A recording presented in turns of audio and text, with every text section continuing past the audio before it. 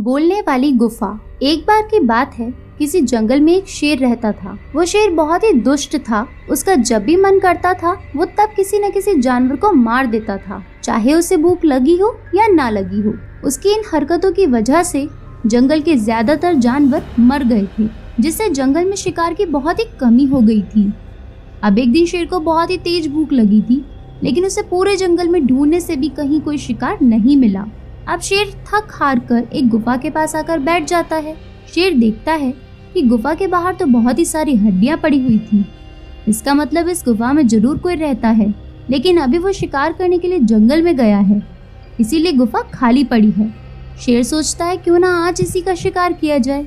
ये सोचकर शेर गुफा के अंदर अंधेरे में छुपकर बैठ जाता है कि जैसे ही गुफा का मालिक गुफा के अंदर आएगा वो उसे तुरंत मार देगा। अब थोड़ी देर बाद गुफा के पास एक लोमड़ी घूमती फिरती आती है। क्योंकि ये गुफा लोमड़ी की ही होती है, अब लोमड़ी गुफा के अंदर जाने वाली ही होती है। तभी उसकी नजर गुफा के पास गीली मिट्टी पर पड़ जाती है, जहाँ शेर के पैरों के निशान छुपे हुए थे। ये देखकर लोमड़ी डर जाती है। उसे पता चल जाता है कि शेर उसकी गुफा के पास आया था। अब शेर उसकी गुफा के अंदर है या नहीं ये कैसे पता चले। तब लोमड़ी अपने दिमाग के घोड़े दौड़ाती है और ये पता लगाने के लिए एक योजना बनाती है कि शेर उसकी गुफा में है या नहीं।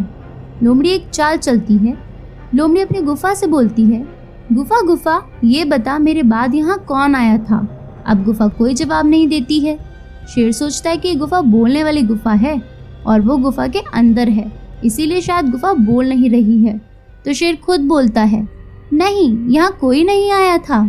लोमड़ी को अब पता चल जाता है कि शेर गुफा के अंदर ही बैठा है, और जैसे ही वो गुफा के अंदर जाएगी वैसे ही शेर उसे मारकर खा जाएगा। और यदि वो यहाँ से भागी तो शेर उसका पीछा करके तुरंत उसे पकड़ लेगा और उसे मारकर खा जाएगा। अब लोमड़ी गुफा से कहती है, क्या तुम्हें भी भूख लगी है? मैंने तो एक हिरण का शिकार किया था और उसे खा लिया है, और एक हिरण का शिकार तुम्हारे लिए भी करा है। यदि तुम्हें भूख लगी हो तो मैं उस हिरण को लेकर आ जाती हूँ, नहीं तो मैं उसे वहीं पर ही खा लूंगी, क्योंकि यहाँ तक लाने में मुझे मेहनत करनी पड़ेगी और थोड़ा समय भी लगेगा। अब शेर के मन में लालच आ जाता है कि क्यों ना लोमड़ी से हिरण को ही मंगवा लूं, फिर लोमड़ी को भी मारकर खाऊंगा और उस हिरण को भी। शेर गुफा बनकर बोलता है, हाँ मुझे बहुत तेज भूख लगी है, तो मेरे लिए हिरण को यहाँ पर लेकर आ जाओ। लोमड़ी गुफा से कहती है, मैं थोड़ी देर आराम कर लूँ जरा, फिर हिरण को लेने जाऊंगी। यहाँ तक आने में मैं थक गई हूँ। शेर कहता है, हाँ तुम थोड़ी देर आराम कर लो, फिर चली जाना।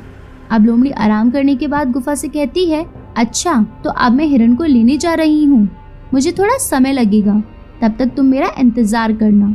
ये कहकर लोमड़ी गुफा के पास से बहुत ही तेजी के साथ अपनी जान बचाकर भाग जाती है और जंगल में कहीं दूर निकल जाती है।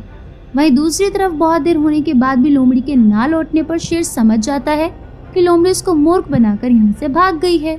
इस कहानी से हमें ये सीख मिलती है, बुद्धि का इस्तेमाल करके बड़े से बड़े संकट को टाला जा सकता है।